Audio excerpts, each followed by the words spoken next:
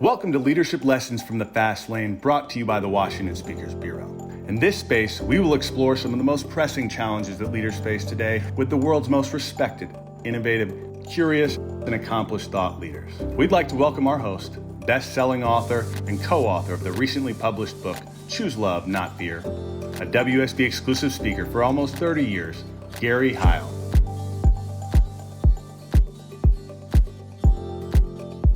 This is Leadership Lessons from the Fast Lane. I'm Gary Heil.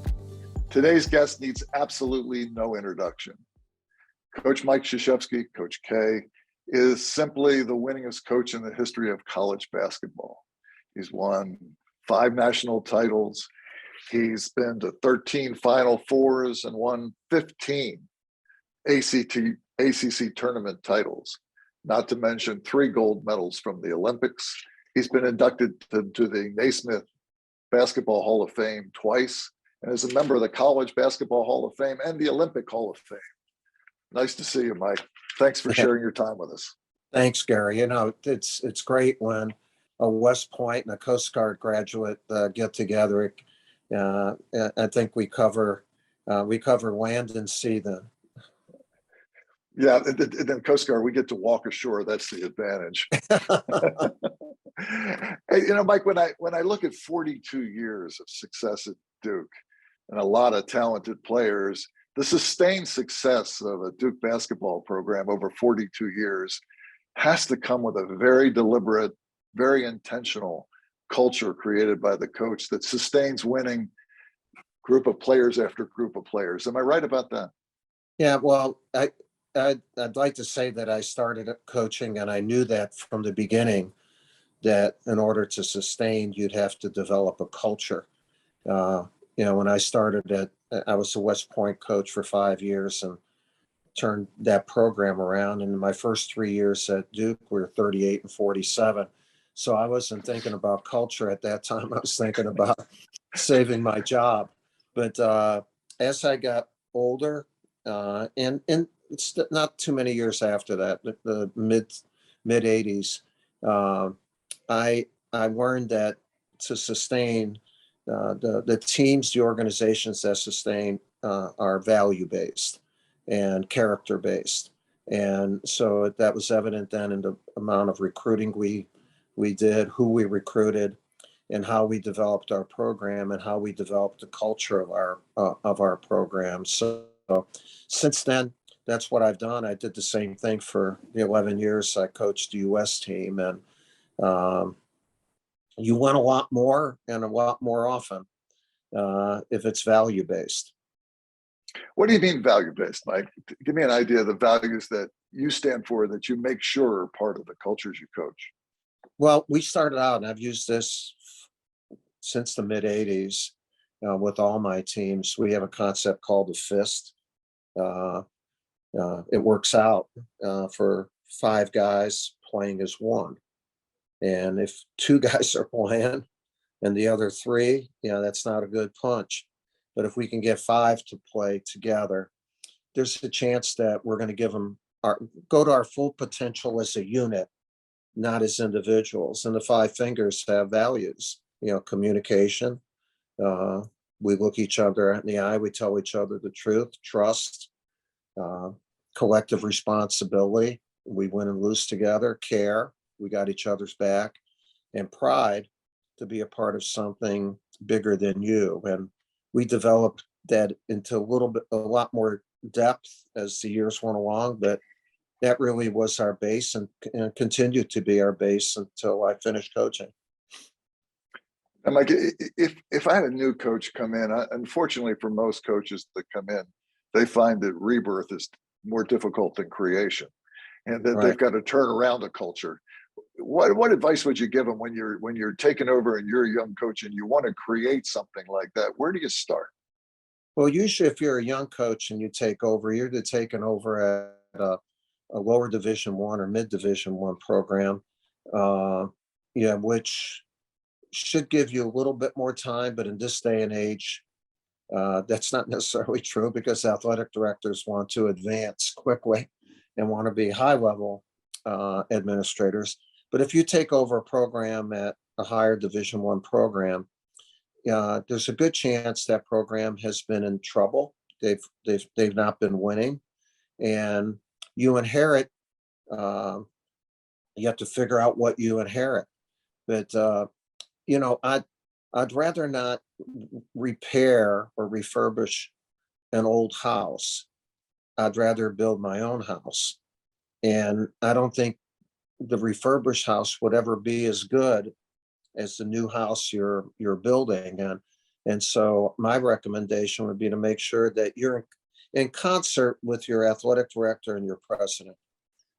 Like a coach is not like he or she is not going to do it on their own. They're part of a team on a university or college, and you have to have shared vision. And a big thing is common ground and shared vision with the people that you're working for. And you are working for someone. You're not working for the alumni. You're working for those two leadership positions, the AD and the president. Yeah, and you're building a coalition with them so that yes, your turnaround has some life. Well, you want to make sure that you're fighting together, like just to play with words. Work for is not as good as work with. It's amazing that with is better than for in that context.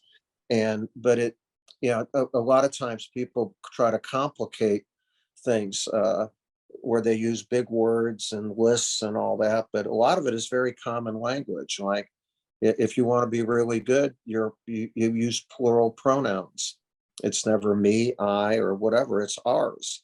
It belongs to us, and I'm big on all that stuff. I think in some way, when you talk that way, you talk to action. You talk to what should be done. And I'm a stickler on, or I was at least a stickler on that when I was coaching.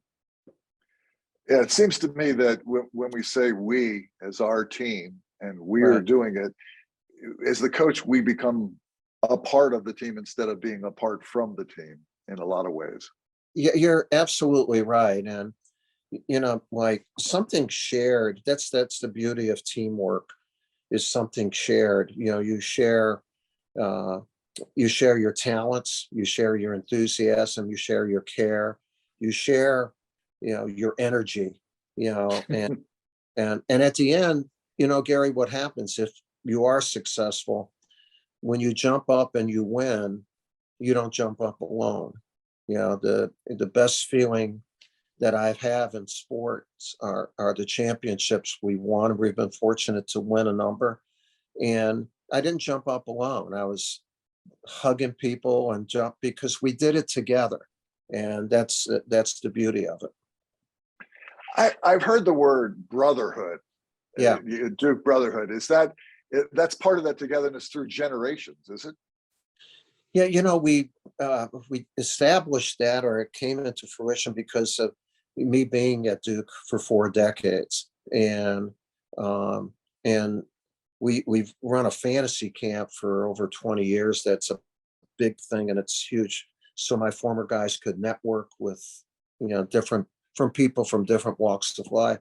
And while we were doing that, we said, boy, here's some guys from the 80s, the 90s, and then it kept going, and they're like brothers. And so the brotherhood formed, and our guys really believe in it. They have each other's back, and you have guys who are in their 50s. Some are getting up there, and like me, and but also the guys like Jason Tatum or Zion Williamson, these guys who are in the pros, or the guys who just left us this year. They share a common bond, and I love that. And so we promote it. We try to help one another, and it's a very unique, outstanding thing. I heard a coach recently say, and I couldn't agree more. He said that you can't build a remarkable program with average relationships on the team. Right. you're absolutely, Gary, I love that because it, you can actually build a really good program and not have the best talent, but have really good talent, but you have great communication. And if you have great communication and relationships, you have a better chance of acting as one. And so relationships, communication, relationship building are huge. We saw during COVID, at least in sport for a year. In business, it's really expanded to 2 years, where when we didn't have that frequency of touch and preparation, I saw it in my program. We had 2 years ago, we had as bad a year as we've had in 3 decades. But we had good kids and they worked hard, but we were missing that relationship. And it wasn't attitudinal, it was environmental that caused it. When we look at things, sometimes it's not an attitude, it's logistics and environment, that have a profound impact on your success. And that's been a thing that I've learned over the years, that a big part of leadership is trying to be in control of your environment. I can say during that 1 year of COVID just kicked my butt. And I was never sick, but it kicked my program's butt because I was never able to find the level of relationship that I needed in order to have a chance to succeed. It's really interesting, and Mike, when you look at it from the outside, is that so many coaches focus on the coach, or leadership even study focuses on the leader, when really the success of many teams is the relationship among the people that take the floor together and the coach, right? So it's right. Do they help each other? Do they support each other? That sort of thing. And that's sort of the idea, right? Is they've got to really care for each other. Yeah, and that's where your values come in. We mentioned care. Have each other's back. When, like, you and I are teammates, when you go forward and make a move, or you can't look back, otherwise you'll never take a full step forward. When you go forward, you have to have the confidence that I'm going to move forward with you. That's the beauty. We see it in sport. We're both privileged to have spent some of our life in the military, and that's where I learned that. I was never in combat, but God bless those who have been and are and still are. You have to have each other's back in a moment's notice, and that communication and telling each other the truth, trust and care are, you have to hug them, man.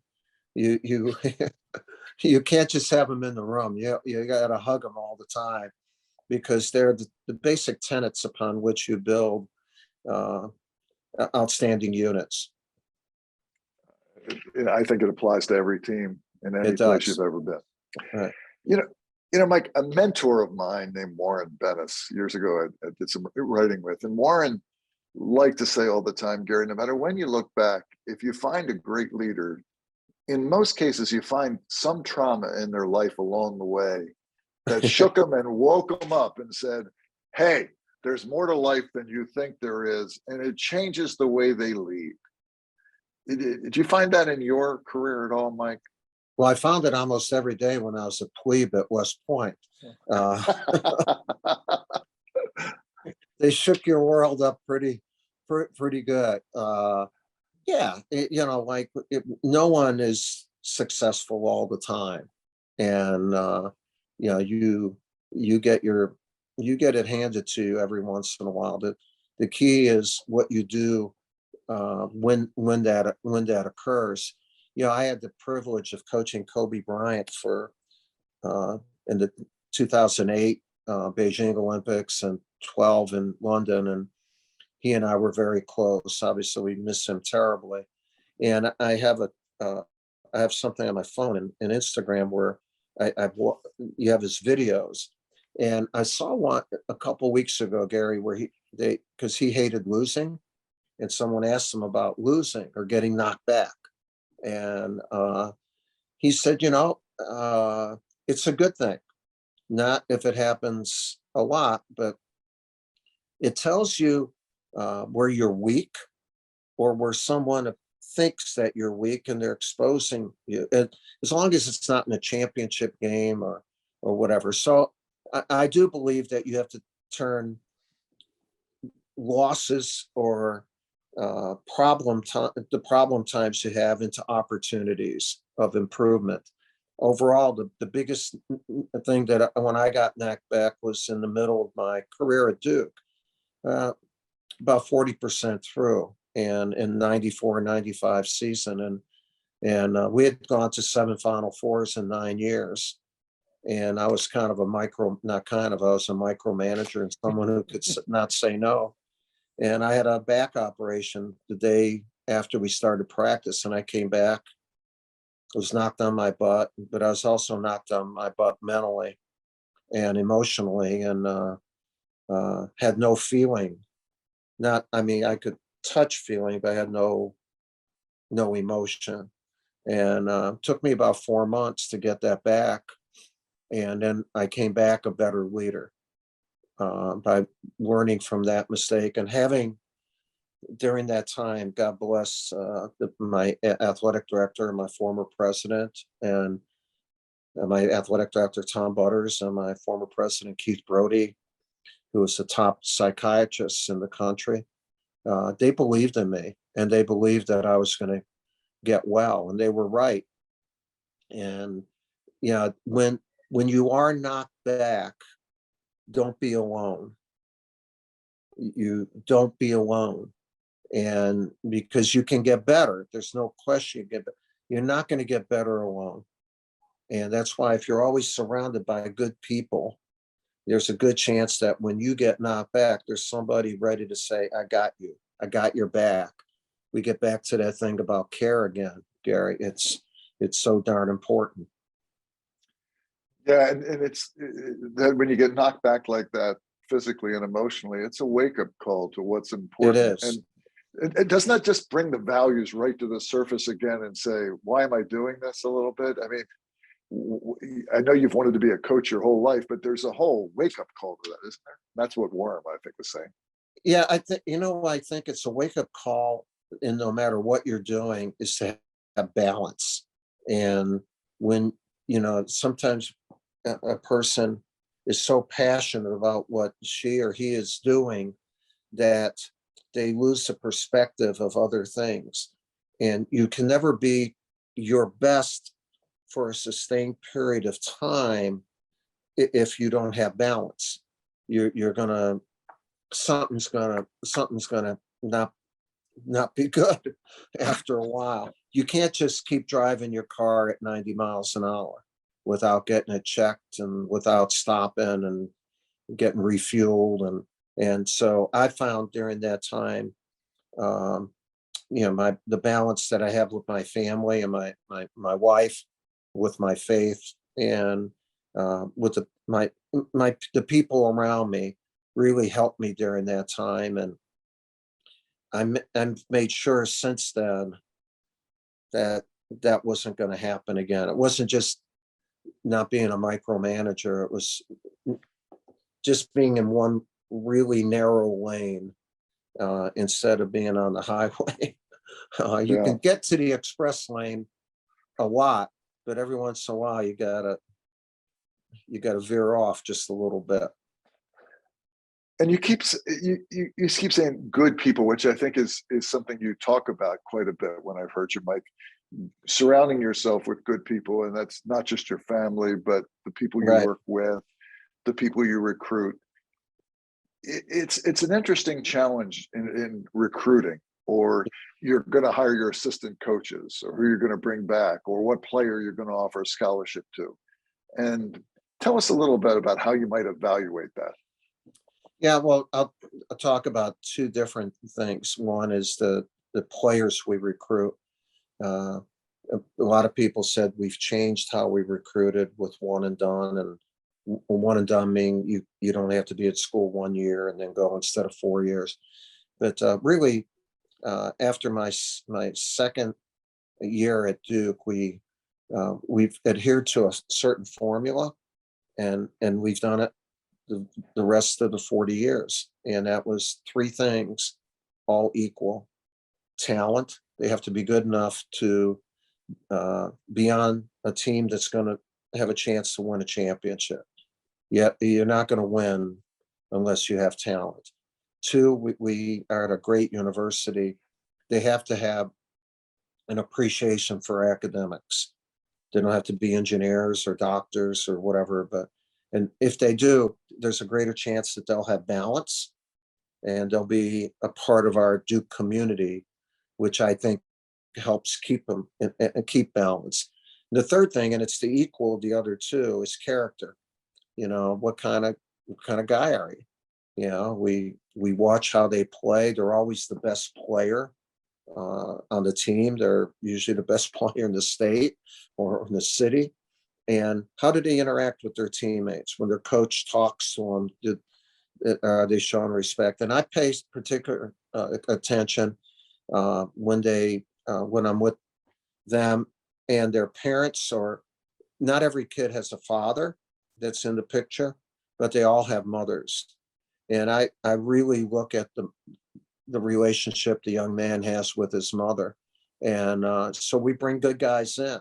As far as staff goes, and that I don't hire out of loyalty. He's my friend, or he's, you have to be loyal to the position you have, to the school you represent. It's not yours. You can be loyal if you want them to move into your house or do whatever, but that's a phony loyalty, Gary. I hear that a lot. Well, he did this for me. Well, give him a few bucks or whatever, but is he or she the right person for the job? And I did a thing in the mid-90s where I only hired my former players as assistants, but a common thread, every one of them was one of my captains. So I saw something in them when they played for me. The second thing, before they came on, their goal should not be to be an assistant at Duke. I wanted each one of them to say to me, what's your goal? I want to be a head coach. Okay. That's an important thing. They were already leaders, and they wanted to become a leader as being a head coach. And those are a couple things that I looked for. That sort of I would say motor, that sort of desire to be more all the time, probably is the same desire they had as players. Definitely. Yeah, they I didn't have to ever worry about motivation, from them. But they also, when you're a player, a lot of people do things for you so that you can concentrate on your skill. When you're a coach, you have to do a lot of things for everybody. So it's different work ethic than I'm just going to go to the gym. I'm going to do extra. I'm going to do that. No. What I would call it in the military, other people call it this servant leadership, and a humility in leadership. And the really good leaders are not just workers; they're humble leaders, and they're servant leaders. Yeah, they realize that their job is to put the team on the court, right? Not to serve them. Have you noticed generational changes, Mike, recently? I mean, a lot of talk about leading in business has to do with, are Gen Zers different than baby boomers, different than, have you seen kids really change a lot, or is it a lot of similarities? Well, they're supposed to change. Society changes, culture changes, but they also remain the same. I think there's more that's the same about them. And we look at a few of the things that change. They all want to work hard. They all want to be good. They want to be successful. They want to trust. They want you to be loyal. They want to be a part of something bigger than themselves. The biggest change is how you communicate with them. So I'm 75 years old. I've been doing this for almost 50 years. I've not changed what I teach. I mean, I changed a little offense and defense, but the values. But I do change how I communicate with the people that I have the honor to coach and lead. And when you communicate, you got to stay current. You can't say, well, they should have known this. Well, if your message is not getting across, then you should do something different. You as a leader. So lately, what I found with my guys the last couple of years, their attention spans are shorter. You can't talk to them long, but you have to change locations. Also, I have more of my staff speak, so they hear different voices. And you have to show them more. Like they're visual. So we're able to do that with tape and that. And so, look, the bottom line, it's up to the leader to figure out how he or she gets their message across. That's how people have changed. And I do think it's shorter now for us. When our new head coach, John Shire, was here 4 years. He's now coaching kids that he'll only have for a year, maybe 2 years. There's much more turnover. And I would say, excuse me, in our business, basketball, with the transfer portal and NIL, new things, kids have a chance to move quicker when a challenge is presented to them. And I don't, if I was still coaching, that's one of the things I'd like to try to conquer, because the basis of relationships is overcoming challenges together. And I call it crossing a bridge. And when I had guys for 4 years, we crossed a few bridges. And at the end of those 4 years, we had a lifelong relationship. And I do think there's a chance right now that kids, when, not just kids, but people, when they hit that, I got to go a different direction instead of, no, let's figure this out. And as a leader, I would try to talk to a person who you feel might be giving up on it. And it's an interesting time as far as transition goes. I find that when speaking to a lot of businesses, the turnover rate of people is very high. Yeah, I mean, we've written about a lot in terms of quiet quitting and the great resignation and stuff, that when the going gets tough, like, you can't do it by yourself sometimes, is what you're saying, though. When we do it together, it's a lot easier. It's a lot easier. And, and don't try to just figure it out alone. That's the thing about, I say 2 is better than 1 if 2 can act as 1. Well, that's the time you have to act as 1. Like if you and I are doing that and you're having a problem, like, let's try to figure this out instead of saying, I can't, instead of you saying, I can't figure it out. Well, let me help you. Tell me. And then once you start doing that, you get deeper, you know what I mean? Because you trust me enough to let me in at that moment. Mm-hmm. That's a beautiful time. That's you can't get an app for that, Well, that's the secret of relationships, right? I mean, you have to have the trust to do that. In fact, I've heard you say before that we need to be able to have difficult conversations this time. There is this idea that if I'm too direct, or if I'm this or that, somebody will jump to the portal, or they'll leave, or I can't really tell them the truth about their performance, so they might go. And funny enough, Mike, I was reading Bill George's new book he sent me the other day, and it has, you quoted in it, or sort of, Matt Christensen. Do you remember Matt? Yeah, definitely.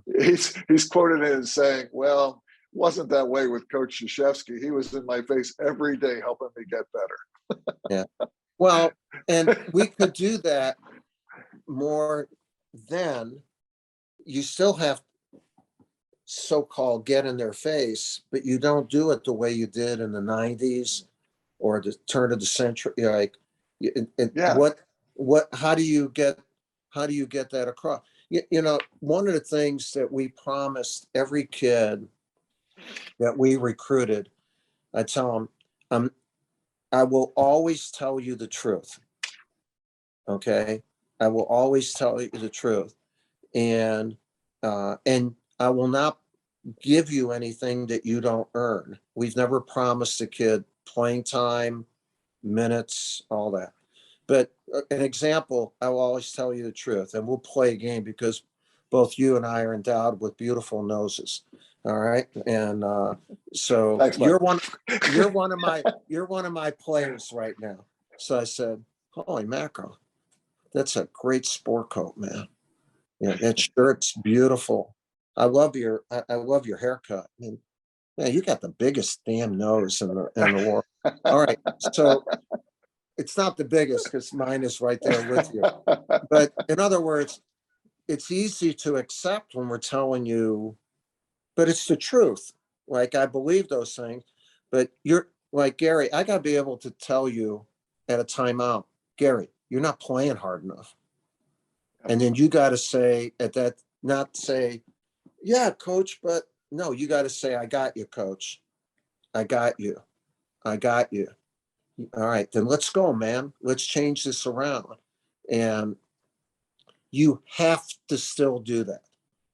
You have to be able to do that. Now, that can't be the first time you've talked to a kid. That's why we're getting back to relationships, to develop the relationships in whatever way you can. So when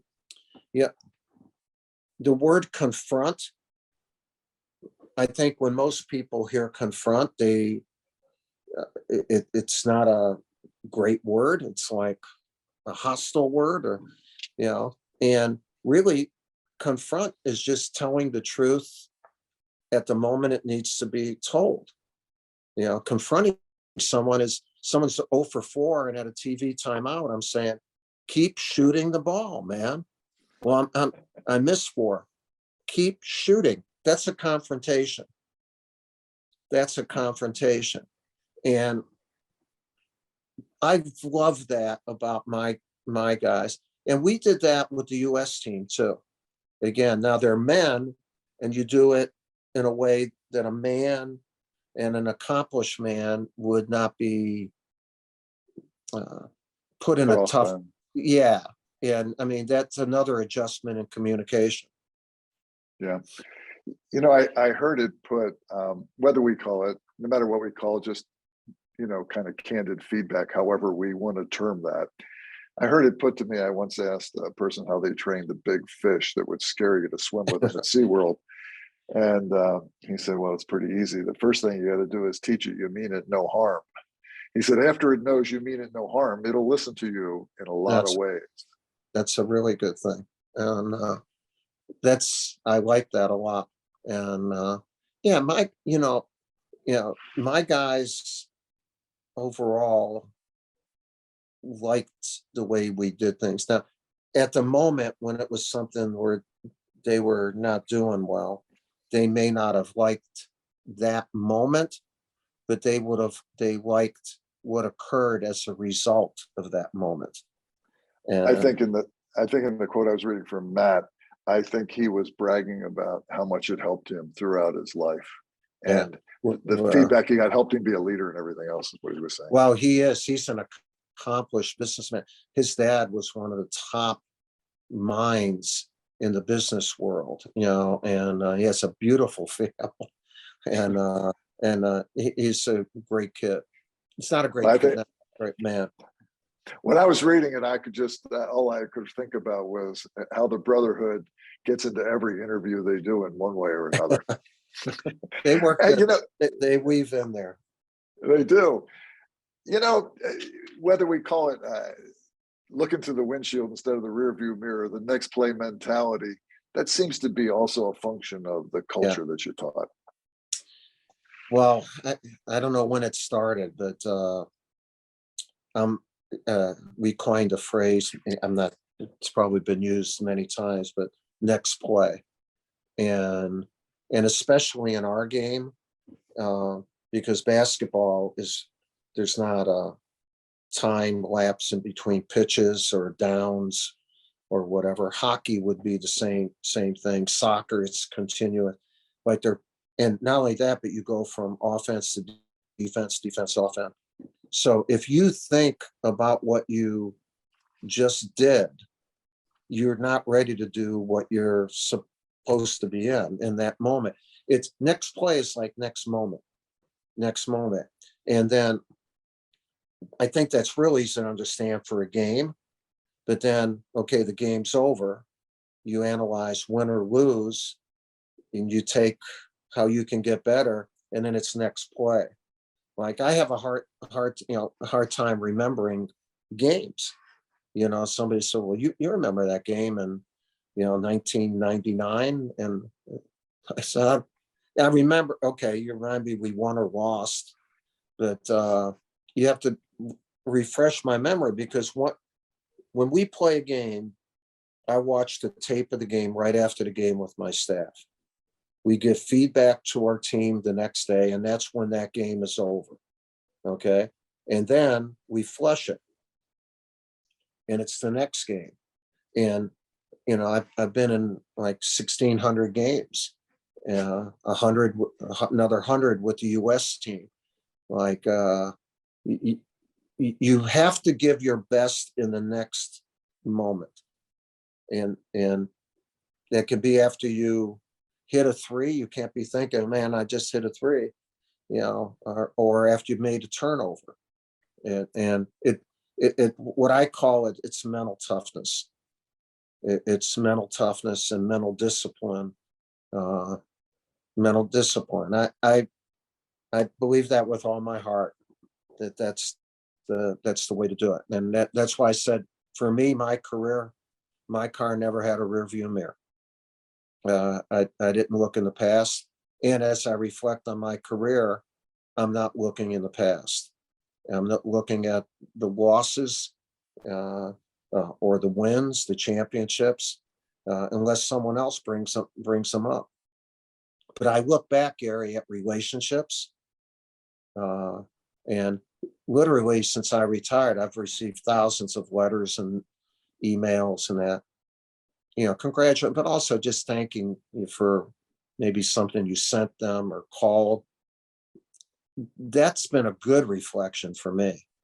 I spent about really 7 weeks answering all those letters, and it made me feel so good. And not one of them did I ever think about, that Olympic gold medal in Rio, or the loss to North Carolina in the Final Four this year, or in other words, pluses or minuses. They're really, in the big picture, they're a small part of the big picture, but how you felt about people and how you interacted with people, those are the things that last forever. The authenticity of the way you describe it, Mike, there's a love to it that I wish the best for everybody and mean them no harm, and we're going to do better together, and a humanness and honesty to it, where to get better, we need to be honest with each other, and brutally honest sometimes.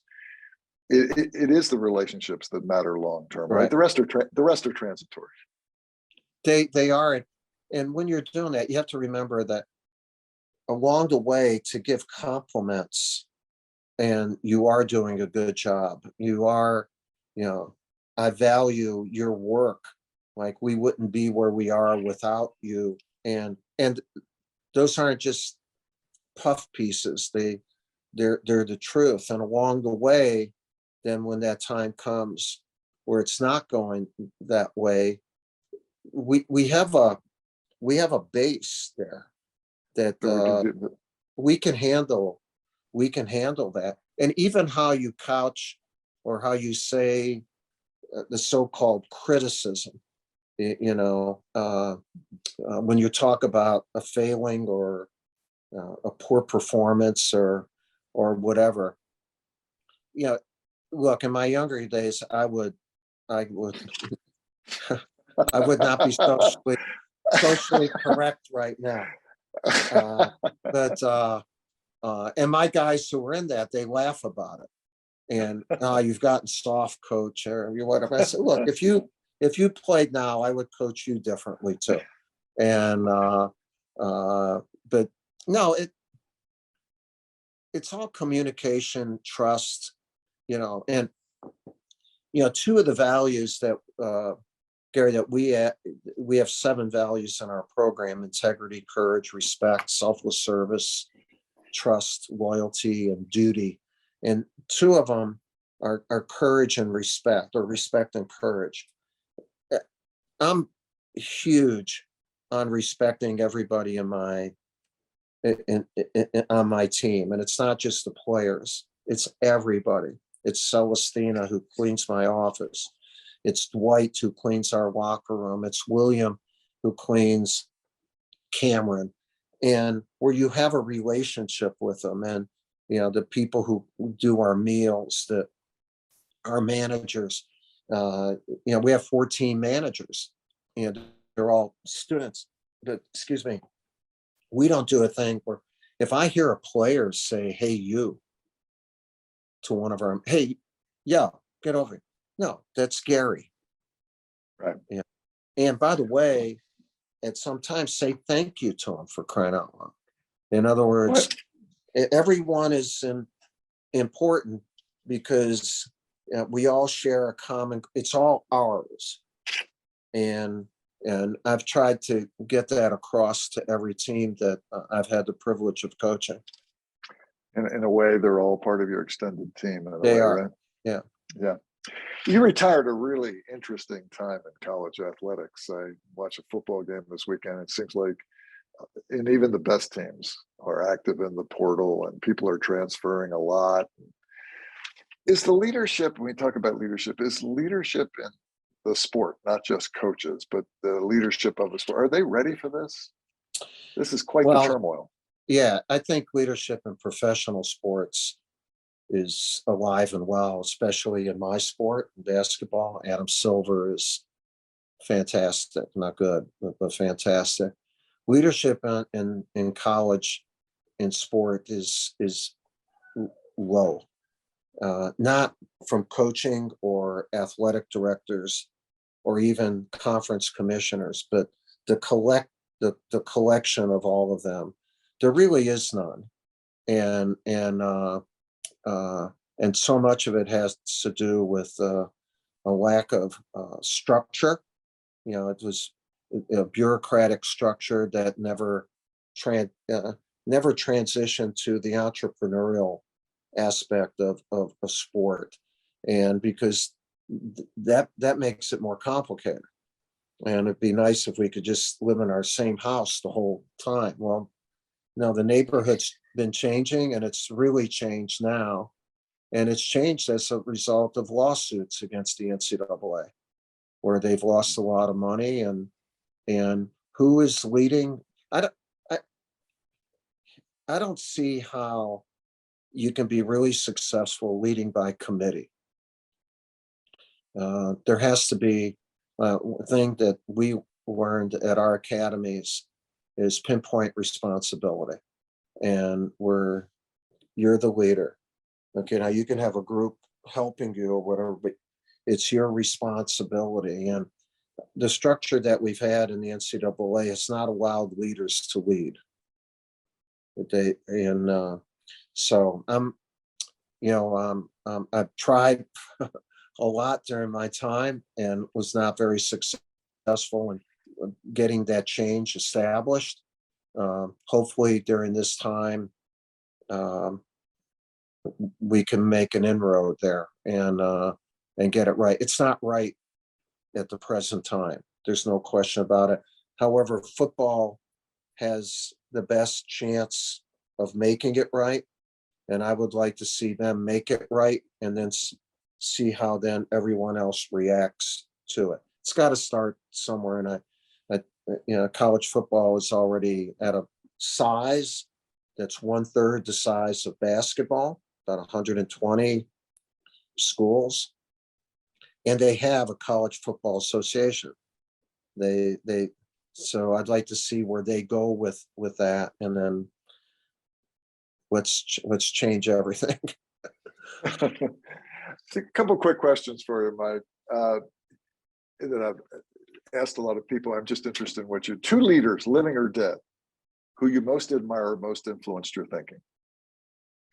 Well, yeah, it sounds like my mom, because she led our household. When I look back, I don't know how the hell she did it. No, because my dad was an elevator operator, 2 years of high school. My mom, 8th grade education, as a cleaning lady. And both me and my brother, they put us through private school. We never wanted for anything. How we led our own household. And then I've always been not impressed like with one leader. I've watched leaders, and I think a leader who is a teacher are the ones that I admire the most. They don't just give orders. They, as they're leading, they're trying to teach. And if you're a good teacher, you get input from your students. And so I've tried to watch that. And nothing against Coast Guard Academy, but I feel I went through the best leadership school in the world at the United States Military Academy. And there's just so many people. And I hate to say one person, because then somebody said, well, I'm going to read up on just that person. I observe leaders, like when I speak, I do a lot of speaking for the Washington Speakers Bureau, and you do your content calls and you study and you say, wow, that's really good what you're doing. Or do you really think you should be doing that? And starting in the mid-90s, I had to learn outside my domain. In other words, I was already an accomplished coach. I wasn't going to have lunch with 3 other accomplished coaches where they were going to share their secrets. So when I started speaking, actually Jimmy Valvano got me started with speaking. I learned so much from doing that that event. It's great. What are you reading these days, Mike? Anything? No, I'm not a ravenous reader. I'm more of a listener and a watcher.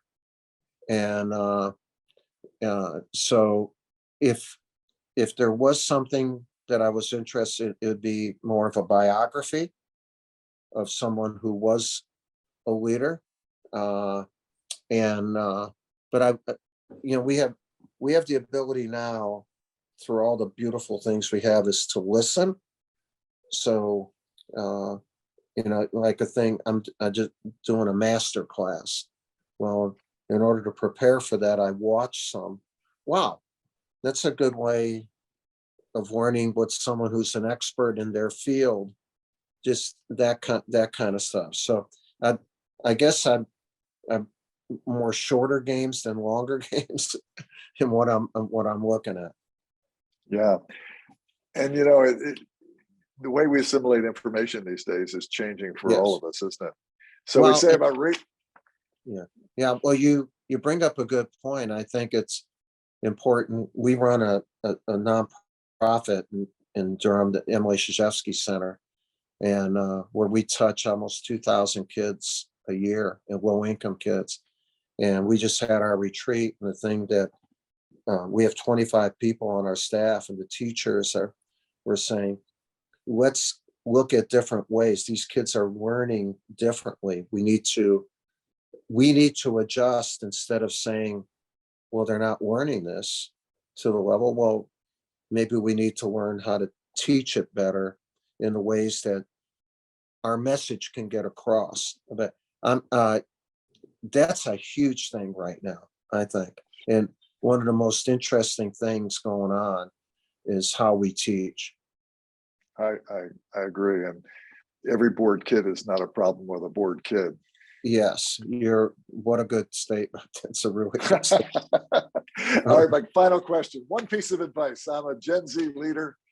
I just got out of wherever I'm going to school, I'm coming out, and I say, Coach, I just need one piece of advice. Well, one thing as a leader could shorten my trail so I don't make the same mistakes everybody else makes. What would you tell them? Follow your heart and what you have a passion to do, and go in that area where there are other passionate people, and don't make a decision based on money or location. Base it on shared passion that you have, and you see it in the group that you're trying to be a part of. And I now make a lot of money and have made a lot of it. I didn't even know my salary when I accepted the job at Duke. They offered to me, and I said I accept. And anyway, I know that sounds stupid, but I knew that's what I wanted to do. And follow your heart in the pursuit of your dreams, and don't follow your pocketbook. And you'll make money, but you know what? No matter how much money you make, you want to be happy about what you do, and try to follow good people. Try to follow good people. Eventually, we become who we hang out with a little bit. No question. They make us either better or worse, and hopefully we make the group we're in better. Thank you, Mike. I can't tell you how honored I am and how much I appreciate it. Not only for the time today, but I think I'd be remiss if I didn't thank you for all the stuff you've done for cancer research and all the things that aren't written about that change all of our lives a little bit in the process. So thank you, Mike, for spending time with us today. I'm honored.